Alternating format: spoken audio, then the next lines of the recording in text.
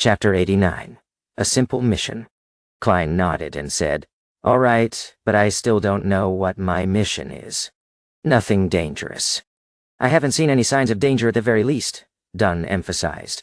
"This is a case which was referred to us by Golden Indus's police department.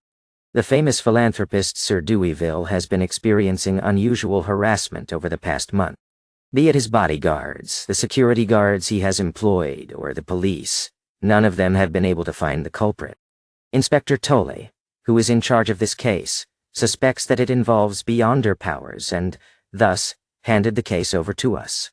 Angawa. I saw Sir Deweyville at the library the other day and noticed that he was feeling down and lethargic. So it was a result of being harassed."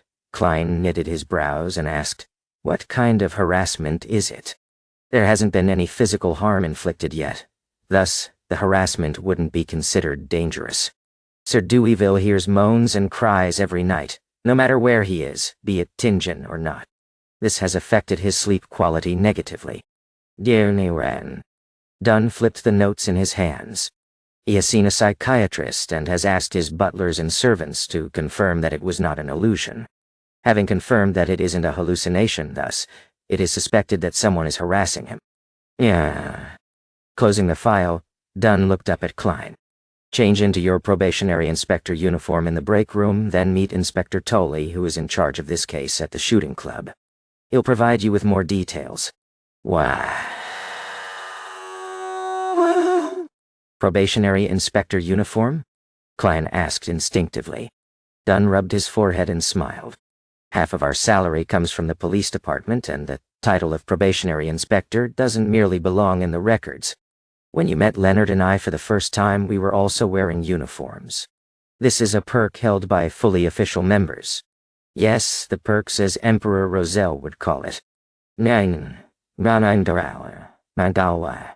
Unfortunately, I can't wear it as a casual outfit. Otherwise, I'd be able to have another spare outfit when my clothes are being washed." Klein picked up his cane and bade farewell before leaving the captain's office. He headed toward the break room and saw a black and white checkered uniform, complete with leather boots, placed on the table. The uniform's peak cap was embroidered with the logo of the police department, 2 crossed swords and a crown. Located on the shoulder was a black and white epaulet with a shimmering silver star. "This is a probationary inspector uniform?" Klein glanced at the uniform and noticed a string of numbers under the silver stars, 6254. He had some understanding of the police rank structure in the Lone Kingdom. He knew that those at the top were the minister and the chief secretary of the police force. Under them were the respective commissioners, deputy commissioners, assistant commissioners of the various police departments. Those in the middle were superintendents and inspectors, while those at the very bottom were the sergeants and constables. After closing the door, Klein took off his suit and hat before changing into the uniform. He hung his suit up and left the room. He made his way into the clerk's office and looked at himself using the full-body mirror that Roseanne brought to him. The young man in the mirror had black hair with gentle brown eyes. The uniform on his body accentuated him with a heroic spirit. Not bad. Klein praised himself narcissistically. He left his cane in the office and left the Blackthorn Security Company. Inside his pockets were a full set of equipment, ranging from weapons to his police badge. At the hall of the shooting club, Klein met Inspector Tolle immediately, since he was the only one in a police uniform. Of course there's me too, Klein thought. There were 2 silver stars on the epaulettes of Inspector Tolle's uniform. His clothes were propped up by his stomach, and he had a thick blonde mustache. His frame was tall, but not imposing. Perhaps it was imposing in the past. Moretti. Klein Moretti? Inspector Tolle noticed Klein and welcomed him with a smile. "Hello, Inspector Tolle. I believe that you have the right person," Klein replied amicably. Then, following his memories, he raised his right arm, kept his fingers straight and tight before saluting. Tolle chuckled. "I can tell that you'll be a young man who's easy to get along with." "That's good. Shall we head to Sir Deweyville's place now?" Even though he was a higher rank than Klein, the tone in his query was obviously friendly. "No problem." Klein thought for a moment before he said, "You can fill me in on the details of the case on the carriage." "Sure." Tulla stroked his thick blonde beard and guided Klein out of the shooting club. They boarded a carriage which was stopped on the other side of the road. There was the 2 crossed swords and a crown police emblem on the carriage, and it came with a personal carriage driver. Sir Deweyville is a believer of the goddess, so we referred the case to you, Tolle said quickly as he sat down. I know. The fine knight is a common figure on the covers of newspapers and magazines. Wah. Klein flashed a friendly smile. Tulla picked up the document docket beside him and removed the seal before taking out the materials inside. As he flipped through them, he explained, regardless, even if you are aware of it, I need to provide you with the detailed briefing. Sir Deweyville is one of the richest tycoons of Tingen City. He built his career beginning with a lead and porcelain factory. It has now expanded to steel, coal, shipping, banking, and bonds. He is also a great philanthropist that has been praised by the king, having set up the Deweyville Charity Foundation, the Deweyville Trust, and the Deweyville Library. He was also knighted 5 years ago. If he were willing to run for mayor, I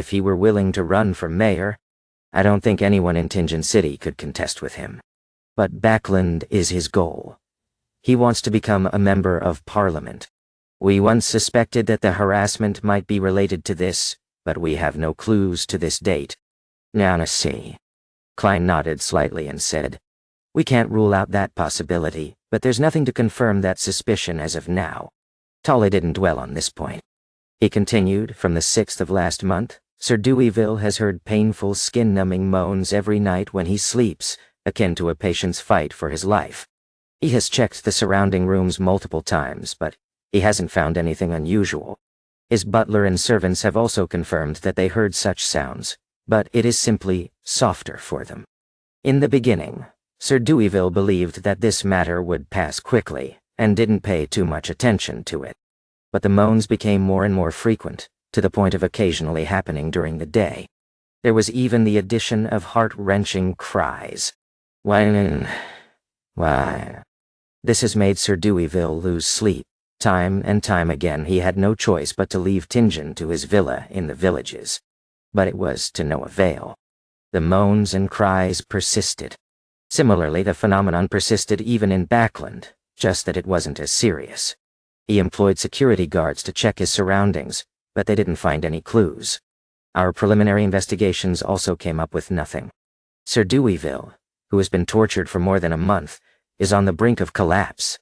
He visited psychiatrists time and time again, but was unable to have his problems resolved. He told us that if this problem was not solved within a month, he would leave Tingen and head to Backland. He believes that there would be people who can help him there. After listening to Tolle's explanation, Klein quickly analyzed and came up with a few possibilities. He offended a beyonder and is suffering from a curse? No, if he was suffering from a curse, the butlers and servants in his house wouldn't hear the same things. There's a beyonder with unknown motives hidden among his servants and bodyguards. But the problem stems from the point that there has been no requests made of Sir Deweyville over the past month. Perhaps Sir Deweyville accidentally came into contact with some vengeful, evil spirit?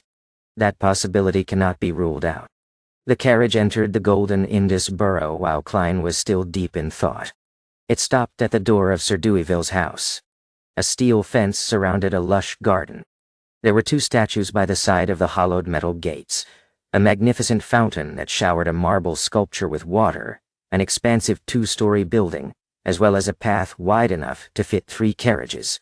Even the knight's house is only 2 stories high. The newspaper reported that Backland is experimenting with building 10-story apartments. Klein got off the carriage and saw a sergeant with 3 chevron stripes walking over briskly. He looked at Klein and saluted. "Good morning, sir." "Good morning." Klein nodded with a smile. Tulla smiled.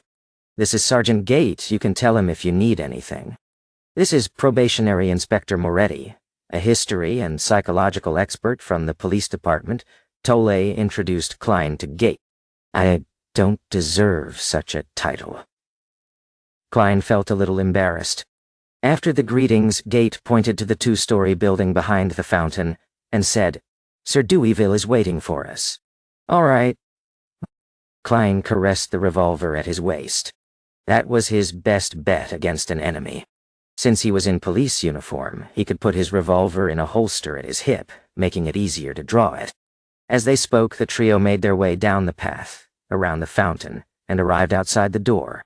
By then, the door was already opened by a servant who was waiting politely at the side. As Klein pretended to adjust his hat, he tapped twice on his glabella to activate his spirit vision before entering the house. The square-faced Sir Deweyville was massaging his forehead in the hall. He was clearly in low spirits. His blonde hair and blue eyes were either dry or dull, as though he had aged considerably by at least 5 years. "Good morning, Sir Deweyville." Klein, Tully, and Gate bowed at the same time. Sir Deweyville stood up and forced out a smile. "Good morning, officers. I hope that you can resolve what has been causing me distress." "Nay, me." At that moment, Klein squinted and slightly knitted his brows. Other than his low spirits, Klein couldn't find any other problems with Sir Deweyville.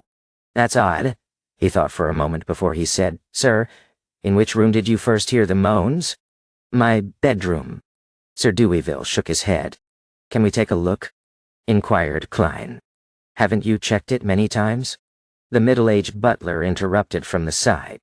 It was clear that he didn't notice that Klein was the partner of the kind-hearted soul that had not pocketed the money that he picked up.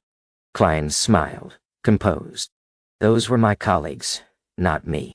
"Sir, this is an expert sent by the police agency," Tully said, taking the opportunity to introduce him. Deweyville looked at the young expert and said, "All right, Cullen, take him to my room." "Sir, I hope that you will come with us," Klein said seriously. Deweyville hesitated for a few seconds before saying, "If that can solve the problem." He grabbed his cane as he spoke. He made his way feebly toward the staircase with the butler Cullen and several guards beside him, ready to support him if needed. Klein surveyed the surroundings as he followed behind them silently. 1 step, 2 steps, 3 steps. They arrived at the 2nd story and entered the master bedroom. Klein didn't have the time to survey the surroundings when the hair on his body stood on their ends. This was feedback from his spiritual perception.